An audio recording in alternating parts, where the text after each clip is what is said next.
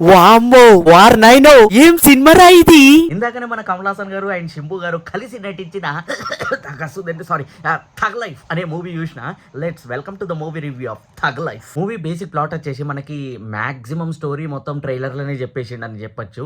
ఎందుకంటే మన కమల్ హాసన్ కి చాలా నమ్మకస్తుడు మన శంభు ఉంటాడు కదా. సో ఆయన తిరగబడతాడు ఈయన మీదికి. ఎందుకు తిరగబడ్డాడు, ఆయన మధ్యలో ఎవరు వచ్చిండ్రు, ఎవరు వచ్చి పులబెట్టిండ్రు, సో ఇదే మనం థియేటర్లో చూస్తాం అనమాట. మూవీ చూసిన తర్వాత నా ఎక్స్పీరియన్స్ వచ్చేసి గాడ్ ఫాదర్ చూసిందా లేకుంటే నాయకుడు అనే సినిమా రిలీజ్ చూసిందా అనే ఒక ఫీలింగ్ కలిగింది. పాజిటివ్స్ గురించి మాట్లాడుకున్నట్లయితే ఆబ్వియస్లీ కమల్ హాసన్ గారు నట విశ్వరూపం. ఆ గోన సంచిల్ లాంటి డ్రెస్సులు ఏంది, ఆ అపరిచితుడు లాంటి ఆ హెయిర్ స్టైల్ ఏంది, అసలు నిజంగా డిఫరెంట్ అనిపించింది. షార్ట్ హెయిర్ తోటి వస్తాడు. అప్పుడు కమల్ హాసన్ గారు ఎంత ఓల్డ్ లుక్ లో ఉన్నా గానీ రగ్డ్ లుక్ లో చాలా డిఫరెంట్ గా యూనిక్ గా కనిపించిండు. సెకండ్ పాజిటివ్ వచ్చేసి శంభు గారు నెక్స్ట్ లెవెల్ పర్ఫార్మెన్స్ అనుడు కంటే ఆ క్యారెక్టర్ కి ప్రాణం పోసిండనే చెప్పొచ్చు. కొన్ని లుక్స్ ఉంటాయి, నెక్స్ట్ లెవెల్ గూస్ బంప్స్ అనిపిస్తుంటా ఉంటాయి ఆయన డైలాగులు కానీ, ఢిల్లీలో సీన్స్ కానీ. సో ఇవన్నీ నాకు కొద్దిగా ఇంప్రెసిబుల్ అనిపించింది. థర్డ్ పాజిటివ్ వచ్చేసి త్రిష గారు. అంటే ఉన్నంత సేపు నాకు నార్మల్ అనిపించింది, బట్ క్లైమాక్స్ లో మాత్రం ఒక ట్విస్ట్ ఇస్తారనమాట.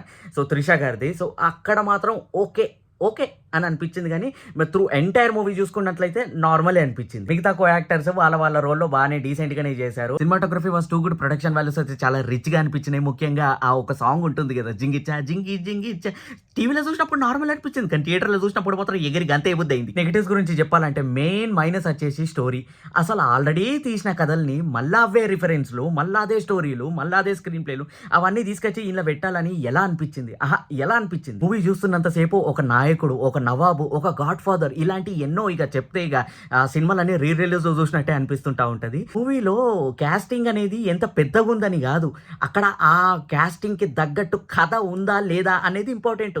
మీరు ఎంత పెద్ద క్యాస్టింగ్లు, ఎంత పెద్ద క్యారెక్టర్ల కోసం ఎంత గట్టిగా రాసుకున్నా కానీ అక్కడ స్టోరీ అనేది నార్మల్ అయిపోతే ఎగ్జిక్యూషన్ ఫ్లాప్ అవుతుంది. సో అదే జరిగింది ఇక్కడ. మణిరత్నం డైరెక్టర్ గారు నిజంగా గ్యాంగ్ స్టార్, ఇది ఒక గ్యాంగ్ వార్స్ ఇవన్నీ బాగానే చూపెట్టిండ్రు, పాష్గా నీట్గా చూపెట్టిండ్రు, గ్రాండియర్గా చూపెట్టిండ్రు. బట్ వాళ్ళు చేసే బిజినెస్ ఏంటి? ఎంతసేపు స్టార్టింగ్ నుంచి ఎండ్ వరకు దిస్ ఇస్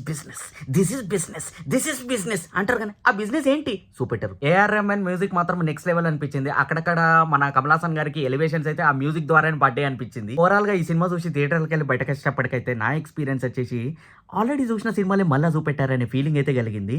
సో ఎవరైతే నవాబు, ఈ గాడ్ ఫాదరు అండ్ ఇంకొకటి వచ్చేసి నాయకుడు అనే సినిమా ఈ చూడలేదో, ఈ 3 మూవీస్, వాళ్ళకి ఈ సినిమా నచ్చచ్చు. సో చూసేయండి.